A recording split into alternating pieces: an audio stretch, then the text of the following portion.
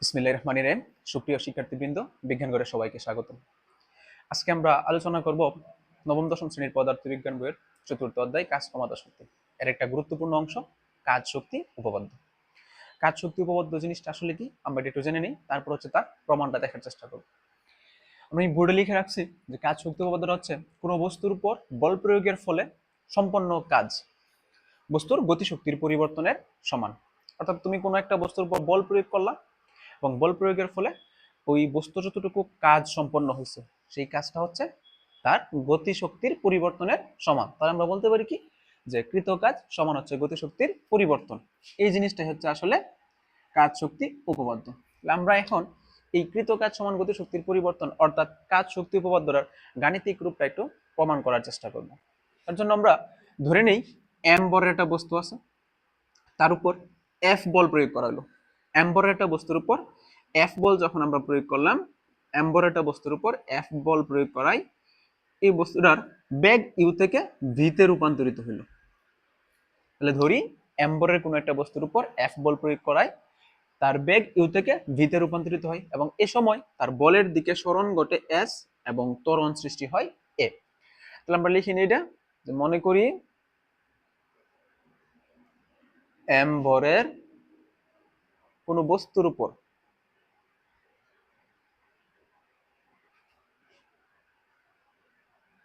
F বল প্রয়োগ করায়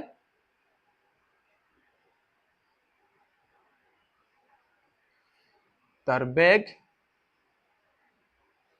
you থেকে পরিবর্তিত হয়ে ভি হয়।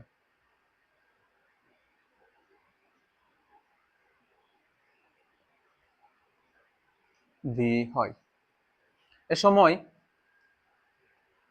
বলের দিকে সরণ ঘটে এস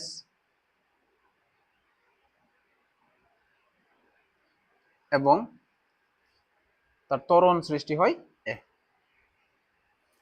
তাহলে আমরা ধরে নিলাম যে এম বলের কোন একটা বস্তুর উপর এফ বল প্রয়োগ করা হলো। এফ বল প্রয়োগ করে তার বেগ ইউ থেকে পরিবর্তিত হয়ে ভি হয় এবং এই সময়ে তার বলের দিকে সরণ ঘটে এস এবং ত্বরণ হয় এ।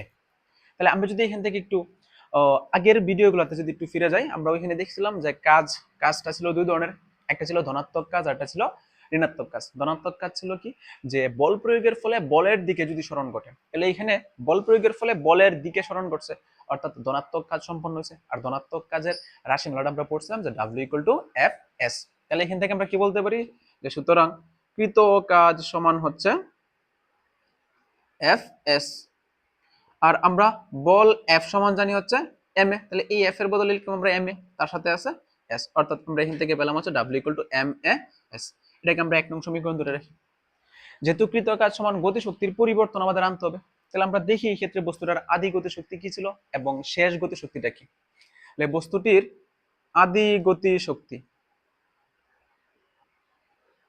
বস্তুটির আদি গতিশক্তি আমরা যদি ই কে 1 ধরি, এটা হবে হচ্ছে হাফ এম। তার আদি বেগ ছিল ইউ, তাহলে হাফ এম ইউ স্কোয়ার।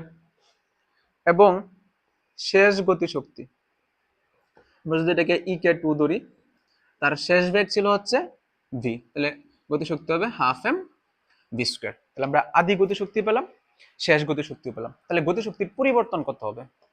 সুতরাং গতিশক্তির পরিবর্তন, গতিশক্তির পরিবর্তন হবে ডেল ইকে সমান হবে ইকে 2 মাইনাস ইকে 1। অর্থাৎ আমরা এখান থেকে বলতে পারি half M B square minus half M U square.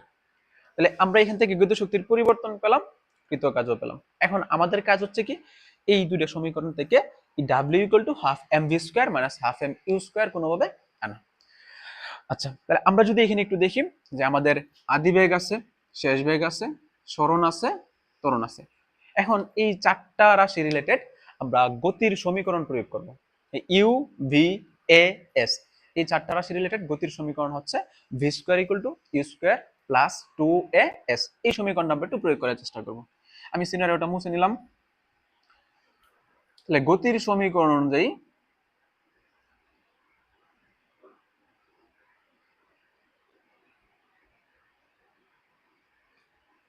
V square equal two হচ্ছে ইউ স্কোয়ার প্লাস 2as, বা আমরা এখান থেকে ইউ স্কোয়ার প্লাস 2as সমান লিখতে পারি ভি স্কোয়ার, বা 2as সমান লিখতে পারি আমরা v square minus u square.